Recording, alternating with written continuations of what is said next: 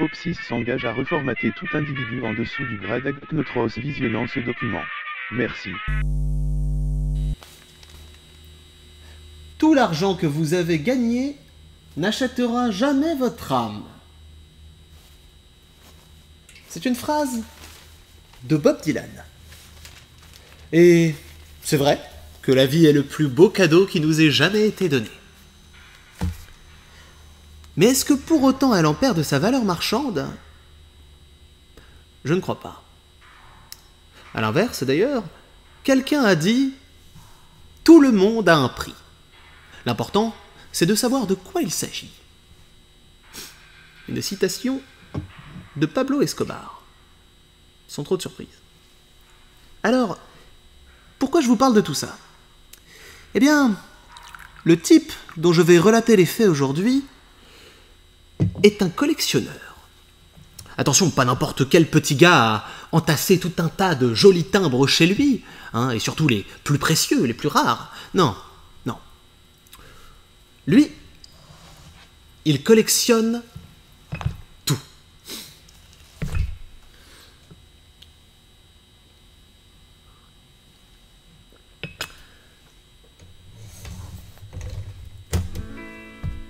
Laissez-moi vous emmener en 1964, dans un petit bled paumé nommé Saint-Pouténa. Nous sommes un soir banal.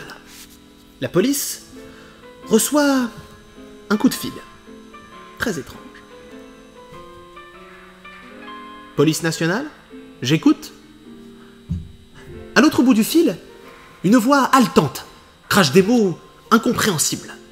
Alors, la policière essaye de calmer le monsieur, de donner sens à ce qu'il dit. Et c'est à ce moment-là qu'il finit par lâcher cette phrase glaçante. Madame, je crois que ma fille a été échangée. D'accord. Après tout un tas de questions, elle finit par comprendre que quelque chose de bizarre se cache derrière ce témoignage. L'affaire est immédiatement prise au sérieux, on envoie une équipe chez lui. Là-bas, la police a l'occasion d'interroger le bonhomme. Bon, c'est un type assez banal, à ceci près qu'il s'occupe seul de sa petite fille, ce qui à cette époque n'a rien de très banal. Quand ils arrivent sur les lieux, le père est déstabilisé. Il parle encore une fois avec une voix haletante, il n'arrive pas bien à articuler, à organiser ses pensées. De ce que la police peut comprendre, la petite, âgée de 8 ans, est portée disparue. Le père soupçonne un enlèvement. Ils vont vérifier dans la chambre. Pourtant, il n'y a rien d'anormal. Les fenêtres sont toutes fermées, il n'y a aucune trace d'effraction, hein, ni dans la chambre, ni dans la maison en général. Et quand ils sont arrivés, la porte était parfaitement fermée. Bon. Alors, on demande au père depuis combien de temps c'est arrivé. Et la réponse de ce dernier est elle aussi haletante, très bizarre. Je sais pas, moi, ça doit faire 2-3 heures. Enfin, vous savez, j'ai pas remarqué ça tout de suite, je l'ai laissée toute seule dans sa chambre, elle aime bien rester dans son petit nid, tranquillement, hein. Ouais, c'est particulier, c'est très flou. Alors forcément, tout de suite, eh bien les agents pensent à une fugue. C'est évident. La petite aurait pu descendre les escaliers, dans le dos de son père, partir discrètement par la porte d'entrée, refermée derrière elle. Et voilà, on s'inquiète pour pas grand-chose.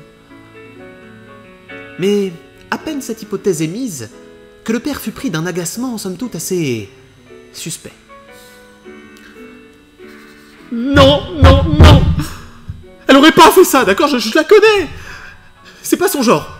Elle est sage d'habitude, et puis elle était dans sa chambre, pourquoi elle serait partie? Non. Non, je vous dis qu'elle a été enlevée. Et je peux même vous dire qui a fait ça. D'accord. Dans ce cas, il n'y a qu'une option. On s'assit calmement, on se calme, et on écoute. C'est ce que font les agents. Le père et la petite seraient allés, il y a 2 jours de cela, à la foire.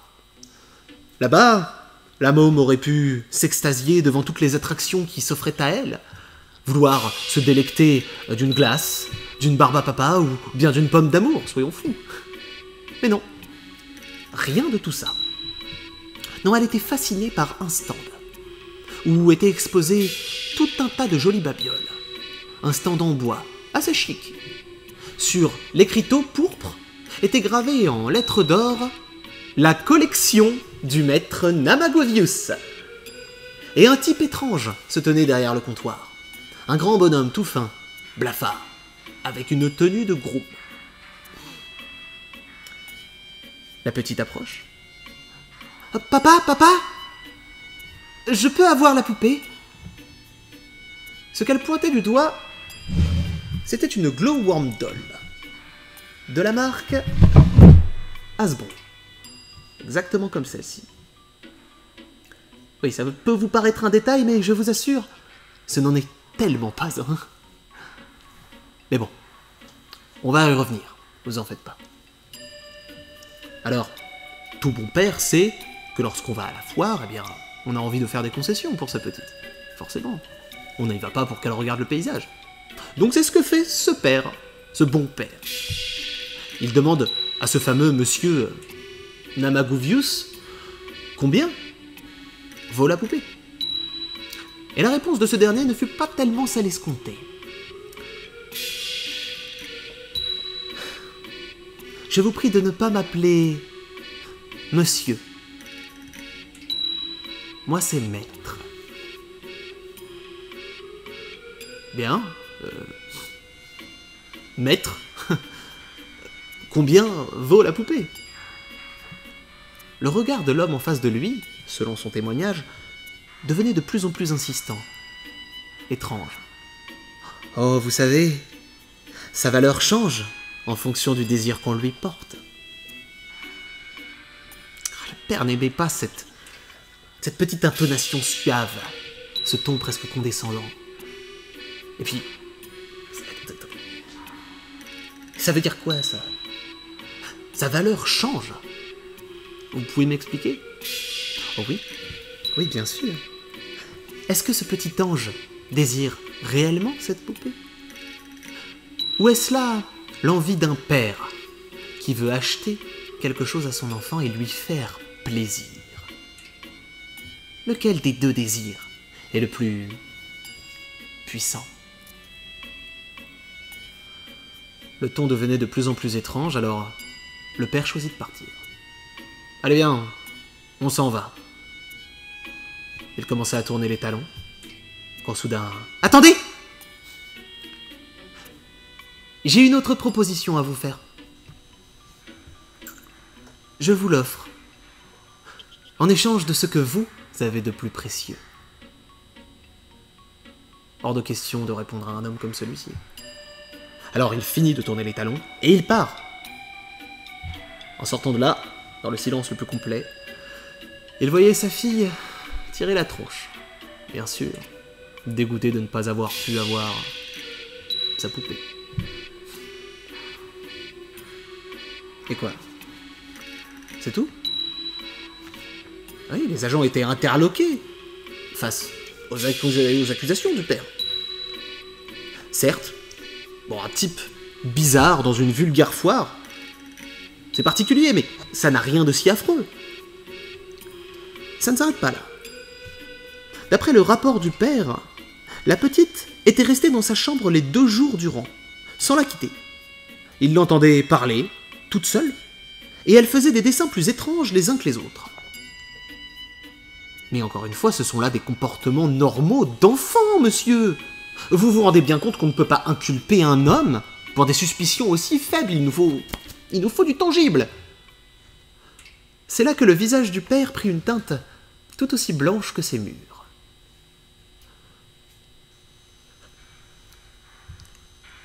Il y a encore quelque chose que je ne vous ai pas montré.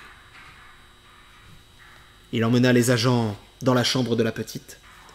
Et détail que ces derniers n'avaient pas remarqué, sur le lit, il y avait une poupée, délicatement posée, un petit peu sous la couette. Ouais, une glowworm doll de la marque Hasbro. À côté de celle-ci, proprement posée également, il y avait un certificat. Vous savez, le genre impossible à fausser, avec un numéro de série, un tampon de cire, et même, en l'occurrence, une signature du gérant d'Hasbro. Rien que ça. Mais encore une fois, ça reste explicable. Le père aurait bien pu finir par lui acheter la poupée, la placer là, et construire un alibi. Que le père mente ou non, l'affaire a définitivement quelque chose d'étrange. Bien. Alors on demande au père de fouiller dans ses souvenirs, bien sûr, d'essayer de nous donner plus de preuves, plus de choses tangibles. Hein. Et là, il nous fait une description du monsieur en question, du Namaguvius, maître. Voilà le portrait robot qui en est ressorti.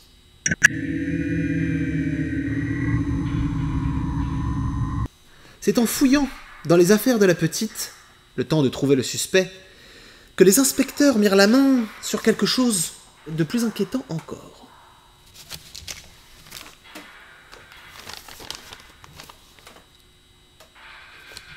Ce que vous voyez là, ce sont les dessins de la petite Carrie Bellan, fille de monsieur Xavier Bellan. En regardant les dessins de plus près, certes, on vit tout un tas de choses inquiétantes, mais surtout, ils ont remarqué des notes. Des notes qui étaient, pour le coup, encore plus inquiétantes. Elle disait ceci. Cette nuit, j'ai fait un cauchemar. J'étais renfermé dans une cloche, comme la boule à neige sur la commode. J'arrivais pas à sortir. C'était horrible. Mais encore heureux, il était là pour me sauver. D'habitude, papa, il dit qu'il faut pas parler aux inconnus. Mais lui, je connais son nom. Cette note-ci date du 13 juillet 1964, soit le lendemain du jour où ils sont allés à la foire.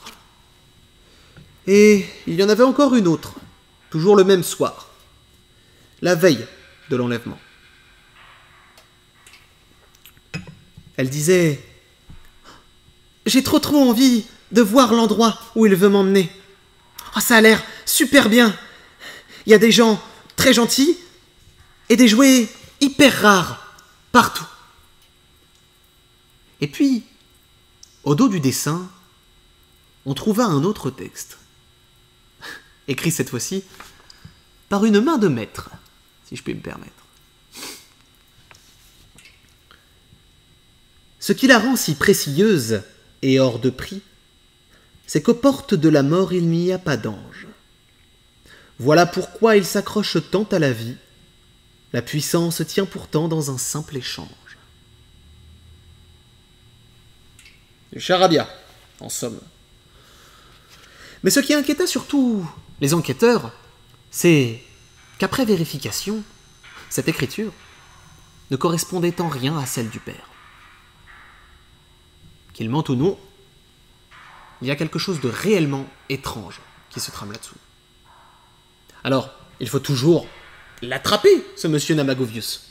On attend peut-être la soirée, et dès le lendemain, aux premières heures, on fait des recherches dans tout le village.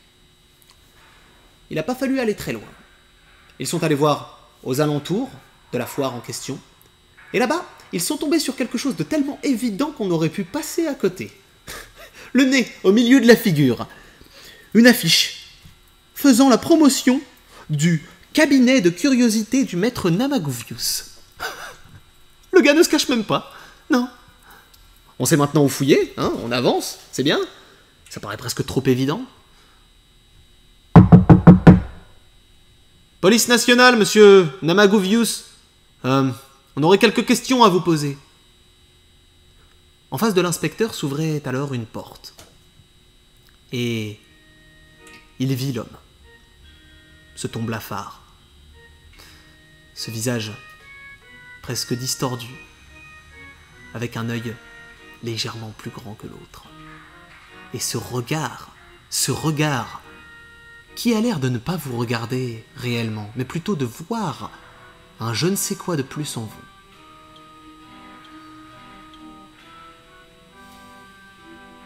Bien sûr, monsieur l'agent. Je suis là pour vous répondre. En quoi puis-je vous aider? Il reconnut là le ton si suave que le père avait décrit plus tôt. Est-ce que vous avez vu cette petite et son père chez vous? En tout cas, à votre stand, il y a 2 jours de ça. Ah oui! Oui, la petite Carrie! Oh! Si vous la voulez, malheureusement, je suis désolé. Je ne l'ai plus en stock. Je l'ai échangée contre cette superbe machine à écrire de 1720. C'est une des premières. Je vous rassure, hein, vous n'êtes pas en train de rêver. Le type vient, tranquillement, de faire des aveux. Ouais. Alors, forcément, on tergiverse pas. On le plaque au sol, on lui met les menottes et on l'embarque au poste.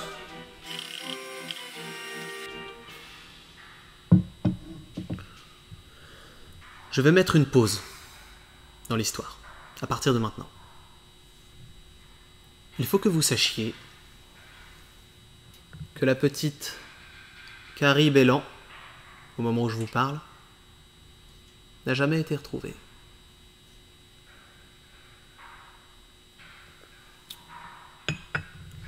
Il faut également que je vous parle d'un autre homme, un certain monsieur Germain Labossière. C'est le fameux inspecteur qu'on a mis sur l'affaire, celui même qui a arrêté Namaguvius. Au moment des faits, de ce que je peux lire, il est sur le point d'épouser madame Stéphanie Pinault. Ils ont l'air sacrément heureux. Mais pour des raisons encore inconnues, ce mariage n'aura jamais lieu. Si vous voulez plus de détails à propos, eh bien, du cabinet de monsieur Namaguvius, maître,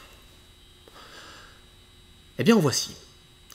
C'était ce qu'il y avait de plus chic, surtout aux alentours d'un village comme celui-ci. En bois, quasiment partout.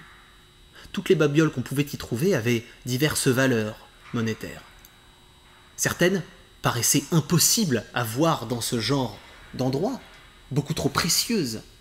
D'autres, au contraire, avaient l'air de ne rien valoir. Vous savez, il y avait des tas de balles de golf, ce genre de petites choses-là. On pouvait trouver des draps sales qui paraissaient déjà usés, tout un tas d'autres peluches dans le genre, bien sûr. Et les inspecteurs ont essayé de retourner le coin pour tout trouver. Ils n'ont pas trouvé grand-chose. Mais reprenons plutôt le récit. Le kidnappeur est donc enfermé, directement identifié par Xavier Bellan, et placé ensuite sous interrogatoire. On le malmène tout le jour pour obtenir quelques infos, mais il ne lâche rien. Toutes ces réponses n'ont aucun sens. Je peux les lire là juste ici, mais vous n'y comprendriez pas plus que moi. Tout ce qu'il a pu dire était à côté de la plaque. Les inspecteurs les plus fins pensaient que c'était des énigmes, qu'il fallait résoudre quelque chose pour trouver la petite, mais non, ça c'est le genre de scénario tarabiscoté qu'on trouve dans une fiction. Là, c'était plus particulier. De l'autre côté, tous les inspecteurs retournent et mettent en vrac le joli cabinet, autrefois, de Maître Namaguvius. Tout le monde est furieux, il faut retrouver la petite au plus vite. Surtout maintenant qu'on tient le coupable. L'affaire n'est certainement pas résolue, et loin de là. Dans ces affaires, on a trouvé un carnet de comptes. Là-bas, on a pu parfaitement découvrir que l'écriture de Namaguvius correspondait à celle qu'on avait trouvée chez la petite. Et ils n'ont pas prêté plus attention que ça au livre de comptes. Il y avait plein de choses, plein. C'était une sorte de gigantesque grimoire. On le pose de côté, c'est une pièce à conviction. Ok. En attendant, il faut plus de réponses. L'inspecteur Labossière commençait à en avoir marre de toutes ces simagrées. Et, pour être parfaitement honnête, il se montrait peut-être un petit peu violent envers lui. De la torture psychologique, en somme. Le genre de choses qui ne dérangeaient pas les policiers à cette époque-là. Et c'est alors que Namaguvius prononça la phrase qui changea absolument tout. Il regarda la Bossière droit dans les yeux. Et elle n'osera jamais vous l'admettre. Mais la bague que vous avez offerte à Stéphanie ne lui plaît pas tant que ça.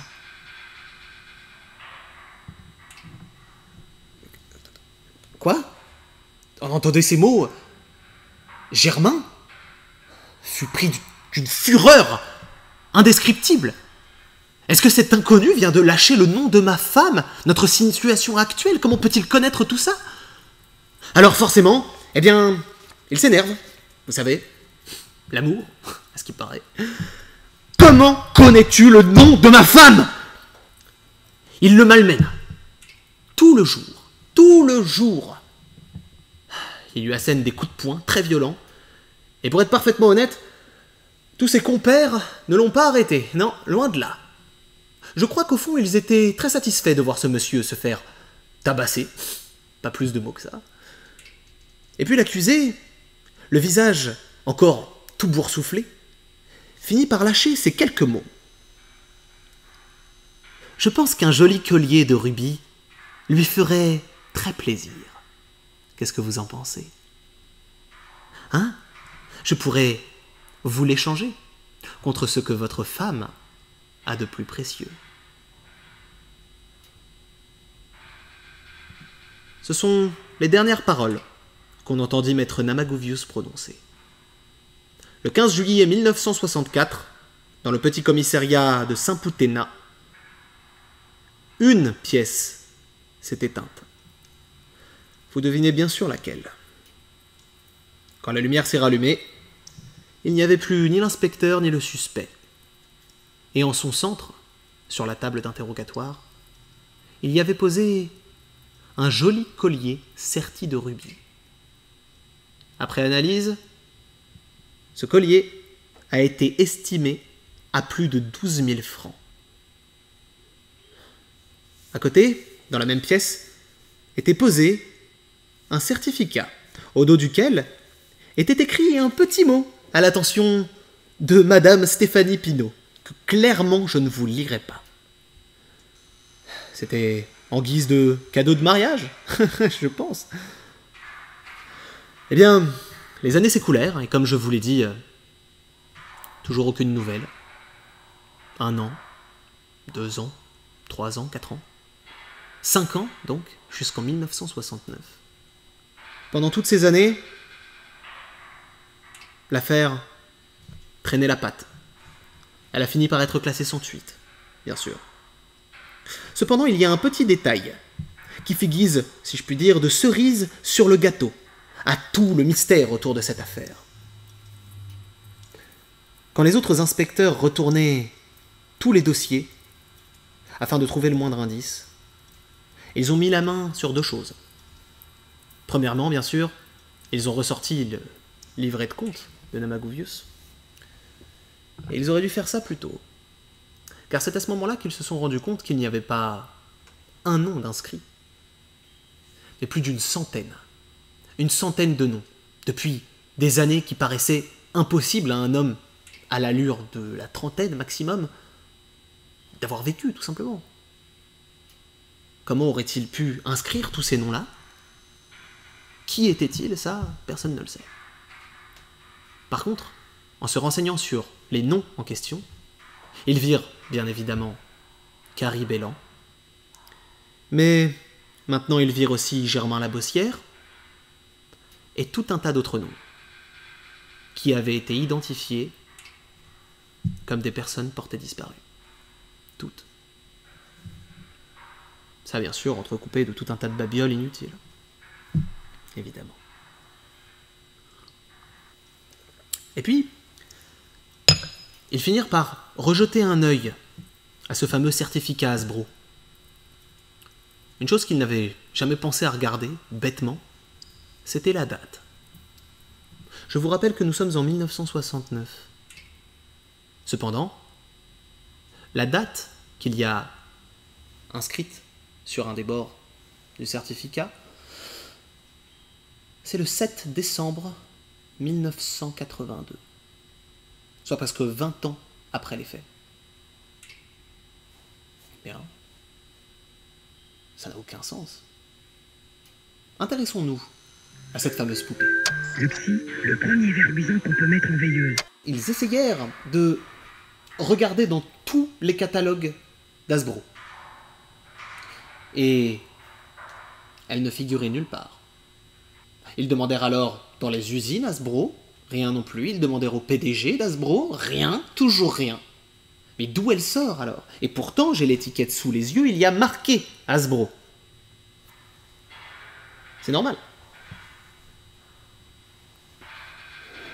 Ce modèle n'existait pas. Imaginez la tête de ces mêmes inspecteurs, lorsque des années après, en 1982 donc, ils virent une publicité à la télé, vantant les bienfaits de la toute nouvelle petite peluche vert luisant qui tient compagnie à vos enfants la nuit. Est-ce que vous pensez qu'on peut reprendre une vie normale après ça? Moi, je crois pas. Une chose est sûre, messieurs, dames. Maintenant que je vous ai dit tout ça, vous savez que si vous croisez ce visage, vous feriez mieux de ne pas lui révéler tous vos désirs.